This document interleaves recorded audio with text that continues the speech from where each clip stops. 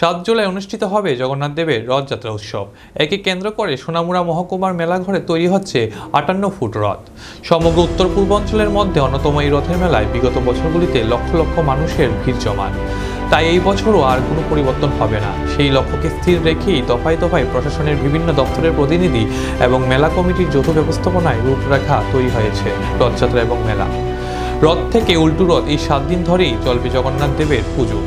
মেলা ও সাংস্কৃতিক অনুষ্ঠানও চলবে। তার প্রস্তুতি এখন তুঙ্গে। চলছে রথ তৈরির পাশাপাশি মেলা প্রাঙ্গণের দৃষ্টিনন্দন রূপ দেওয়ার প্রস্তুতি। রাজ্য এবং বহিরাজ্য থেকে প্রায় শত শত দোকানিরা তাদের পসরা সাজিয়ে বসেন 7 দিন ব্যাপী এই মেলায়। তাই তাদের নির্দিষ্টভাবে স্থান করে দিতে মেলা কমিটির উদ্যোগ চলছে জায়গা নির্ধারণ থেকে শুরু করে স্টল তৈরির কাজ। অন্যদিকে শ্রমিকরা চালিয়ে যাচ্ছেন জগবন্ধু বলরাম এবং সুভদ্রার শোভাযাত্রার রথ তৈরির কাজ।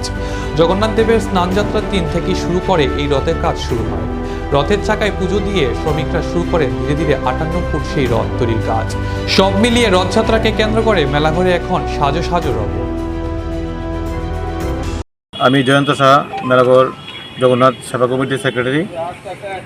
আমাদের শ্রী শ্রী জগন্নাথ দেবের রথযাত্রা আমাদের 7ই জুলাই রোজ রবিবার প্রথম রথ এবং 14ই জুলাই রবিবার দ্বিতীয় রথ হবে।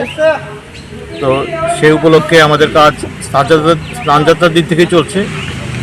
মোটামুটি কাজ অনেকটা এগিয়ে গেছে। ডেলি প্রায় 8 থেকে 10 জন কাজ করছে।